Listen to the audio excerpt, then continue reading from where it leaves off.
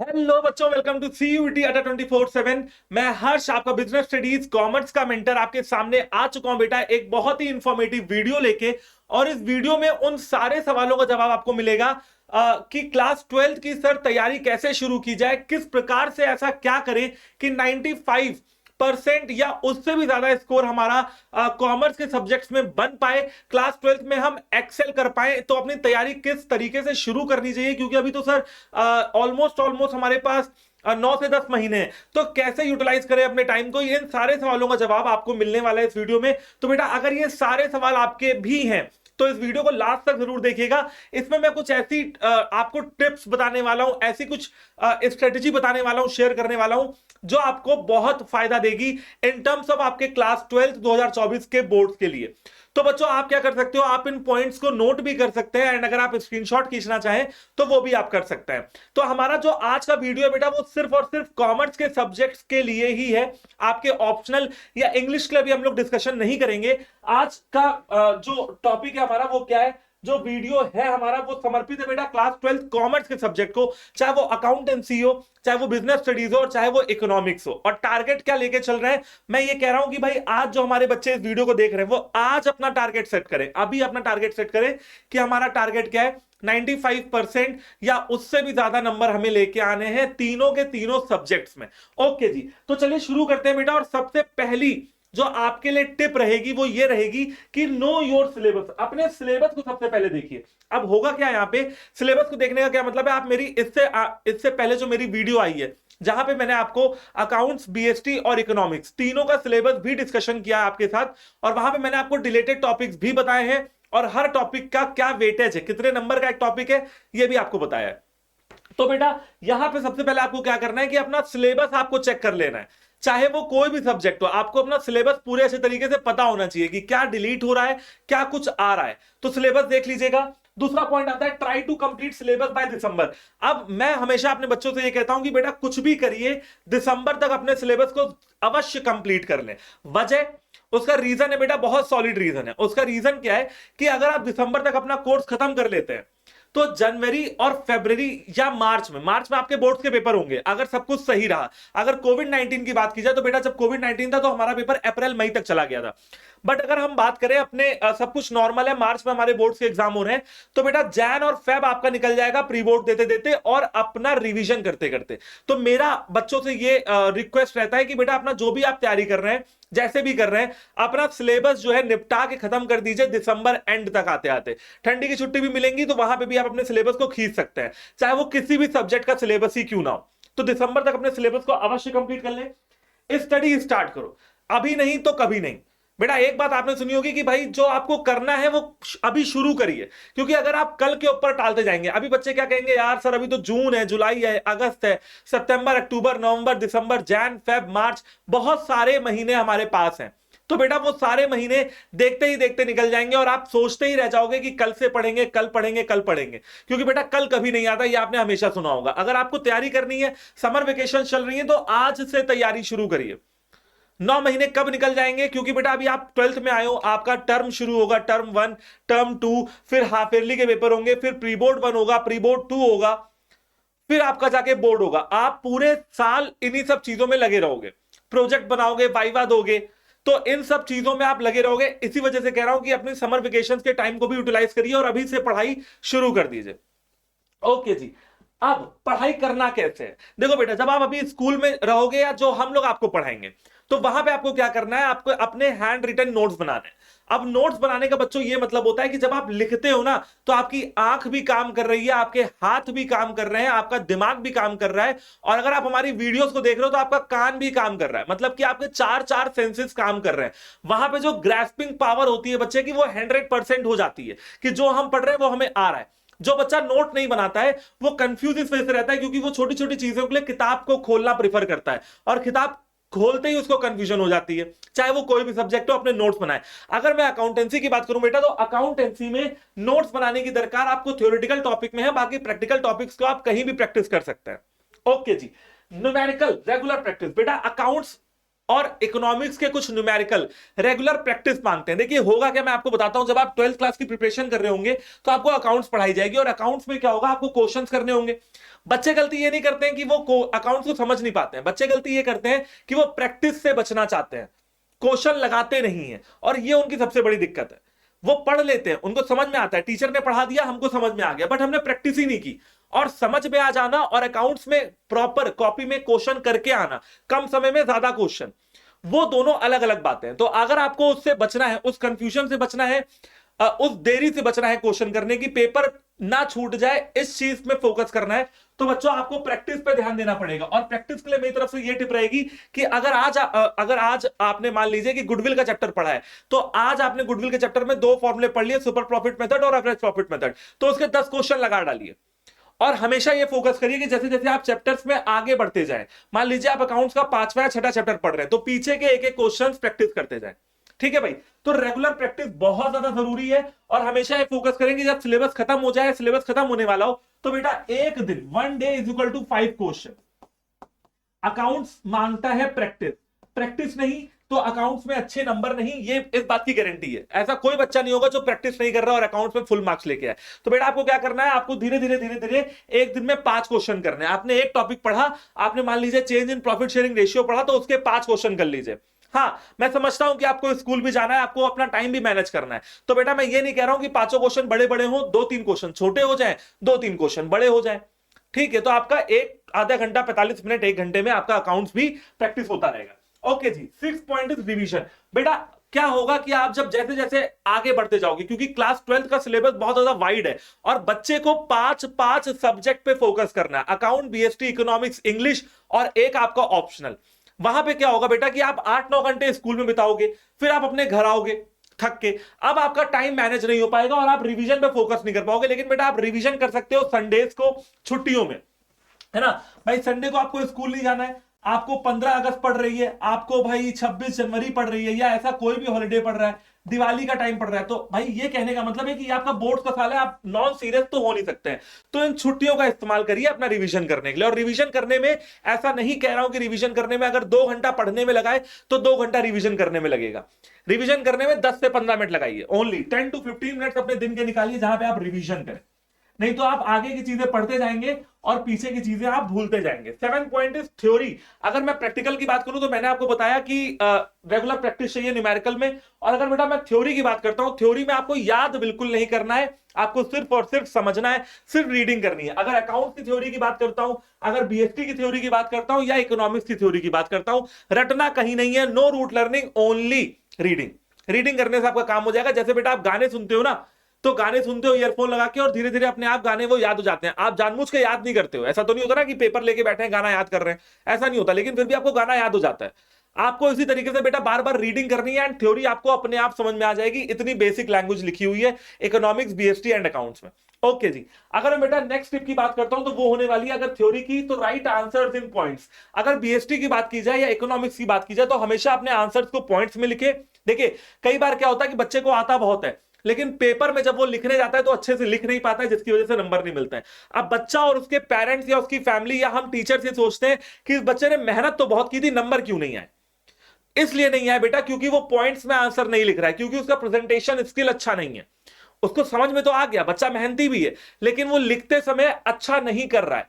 हो सकता है उसकी हैंडराइटिंग खराब हो या फ्लो चार्ट्स नहीं बनाता हो। तो हमेशा फोकस करें कि आपको बैलेंस बना के चलना है, पढ़ना भी है और अच्छे तरीके से लिखना भी है। आपको क्या करना है, पॉइंट्स में आंसर लिखना है, फ्लो चार्ट्स का यूज करना है, डायग्राम्स बनाने हैं बीएसटी में, इकोनॉमिक्स में presentation skill, use of flow chart and diagrams. ये मैंने आपको बता दिया भाई, फ्लो चार्ट बनाइए।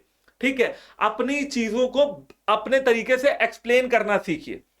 Okay, manage your time. अब पॉइंट ये आता है, बच्चे कहेंगे सर हम बहुत बिजी रहते हैं, हम स्कूल चले जाते हैं, स्कूल से फिर थक के आते हैं, फिर आप लोगों की वीडियोस को देखते हैं तो उसमें भी हमारा 2-3 घंटा निकल जाता है, और सीयूटी की प्रिपरेशन भी करना है, तो जीटी और इंग्लिश भी पढ़ना है, सर कैसे क्या करें।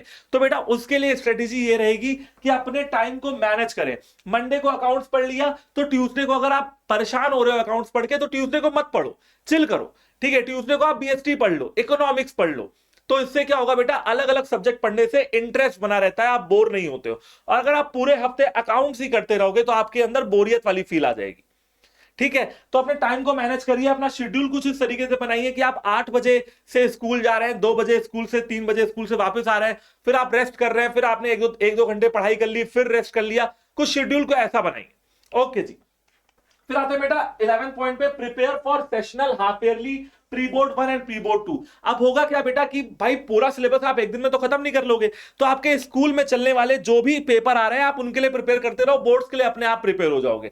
भाई जो करिकुलम सीबीएसई बोर्ड ने दिया है तो किसी समझदार आदमी ने बनाया होगा, है ना। तो बेटा वो इसी तरीके से बनाएंगे कि जब बच्चा सेशनल की तैयारी करेगा ना तो 4 चैप्टर तैयार हो जाएंगे, जब बच्चा सेकंड सेशनल की तैयारी करेगा तो 4 और चैप्टर तैयार हो जाएंगे, जब बच्चा हाफ ईयरली की तैयारी करेगा तो ये पूरे के पूरे 8 चैप्टर आएंगे तो रिवीजन भी हो जाएगा, जब बच्चा प्री बोर्ड की तैयारी करेगा तो पूरे के पूरे 12 चैप्टर हो जाएंगे, जब बच्चा pre board 1 and pre board 2 तो 12 2 बार हो गया, बार बार रिवीजन हो रहा है, एंड फिर मेन टारगेट हमारा बोर्ड्स आ जाता है। तो कहने का क्या मतलब बेटा कि ये जितना भी आपको स्कूल में पेपर दिए आपको करवाए जा रहे हैं उन पेपर्स के लिए पढ़िए, उन पेपर्स का सिलेबस पढ़िए, धीरे धीरे सब कुछ कंप्लीट हो जाएगा। जैसे बेटा कहते हैं ना कि बूंद बूंद से ही जो है आपका घड़ा भरता है, तो वैसे ही आपको एक एक चैप्टर करना है और 12 चैप्टर कब हो जाएंगे आपको पता भी नहीं लगेगा। रिलेटेड टू रियल लाइफ, बेटा कॉमर्स हमेशा रियल लाइफ से चलती है तो हमेशा रिलेट करके पढ़ें। जैसे इकोनॉमिक्स में पढ़ रहे हैं आपकी मनी मार्केट के इंस्ट्रूमेंट पढ़ रहे हैं, या फिर मॉनिटरी पॉलिसी पढ़ रहे हैं, फिजिकल पॉलिसी पढ़ रहे हैं, repo rate, reverse repo rate. BST में आप प्लानिंग पढ़ रहे हो, ऑर्गेनाइजिंग पढ़ रहे हो, हमेशा रियल लाइफ से रिलेट करके चलना है। अकाउंट्स की बात की जाए तो अकाउंट्स में आप क्या कर सकते हो, अकाउंट्स में आप प्रैक्टिस कर सकते हो, चीजों को समझ सकते हो। जैसे मैं अगर कहूं शेयर्स का चैप्टर है तो बेटा कंपनी अकाउंट्स में शेयर आता है, तो आप ये सोचिए कि अगर आपकी कंपनी होगी और आप अगर शेयर इशू करोगे तो कैसे फोरफीचर करोगे, कैसे रीइशू करोगे, अगर आप कस्टमर होगे तो आपको क्या करने पे नुकसान होगा, क्या करने पे फायदा होगा, ये इसकी क्या एंट्री होनी चाहिए, तो आपका रिलेटेबल हो जाएगी आपकी पढ़ाई। और जब पढ़ाई रिलेटेबल हो जाती है रियल लाइफ से तो करने में इंटरेस्ट आता है। Okay, don't read deleted topics, बेटा जो डिलीटेड टॉपिक्स है उनको कतई मत पढ़े, चाहे वो बीएसटी में हो, और वो वाली वीडियो मैंने आपको ऑलरेडी डाल रखी है, वहां पे देख सकते हो। डिलीटेड टॉपिक्स को कतई मत पढ़िए। हाँ, वो डिलीटेड टॉपिक सीयूटी में दोबारा आ जाते हैं, बट अभी इनिशियल डेज में आप उनकी तैयारी ना करें तो बेहतर है, बाद में आपको पढ़ा दिए जाएंगे। Okay ji, practice sample paper from CBSE.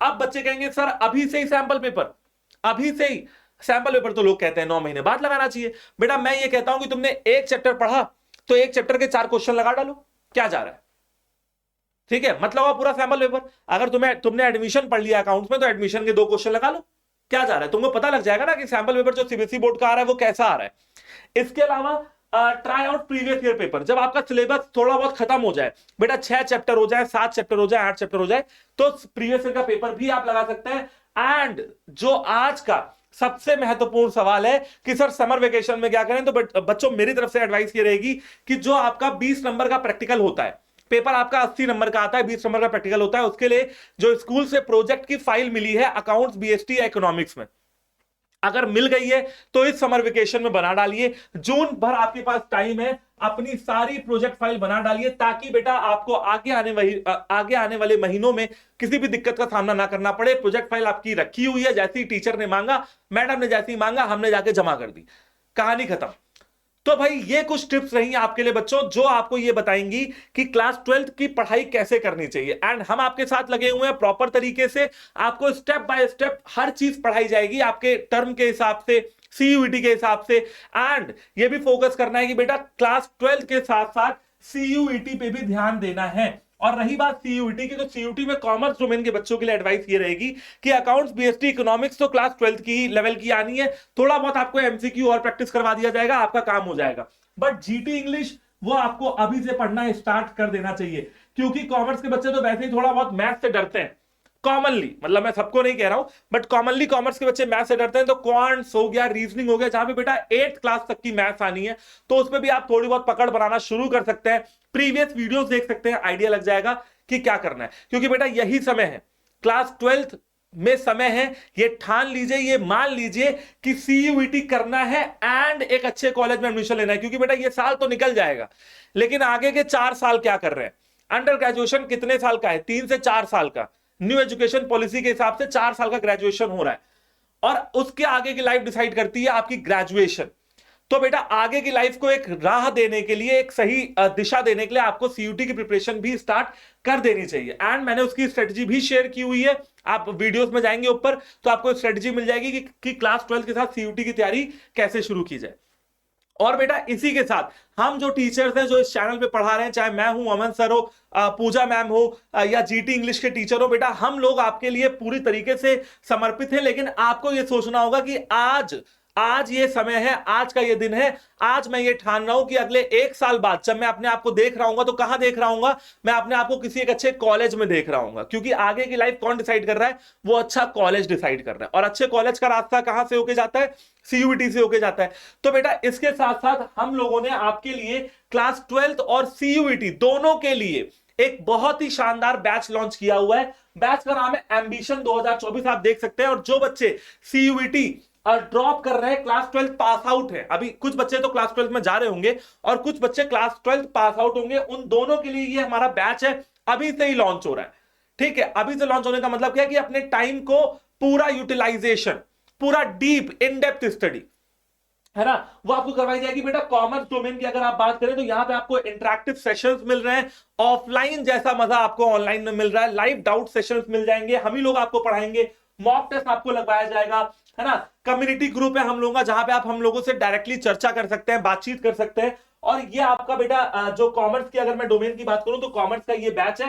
And if अगर मैं आपको एक बार दिखा देता हूं कि भाई अगर आपको अगर इस बैच में एनरोलमेंट करना है तो आप कैसे कर पाओगे, तो बेटा आपको सिंपली कुछ नहीं करना है, आपको सिंपली अपना अड्डा 24/7 गूगल क्रोम पे जाना है, अड्डा 24/7 डालना है, फिर आपको जाके ऑल कोर्सेज पे जाना है बच्चों। ऑल कोर्सेज पे जाके आप अंडर ग्रेजुएट एंट्रेंस एग्जाम पे जाके सीयूटी कर सकते हैं। सीयूटी में यहां पे देखिए सीयूटी 2024 कॉमर्स, और बेटा ये आ जाता है आपका बैच एम्बिशन बैच, ये आपको दिख जाएगा।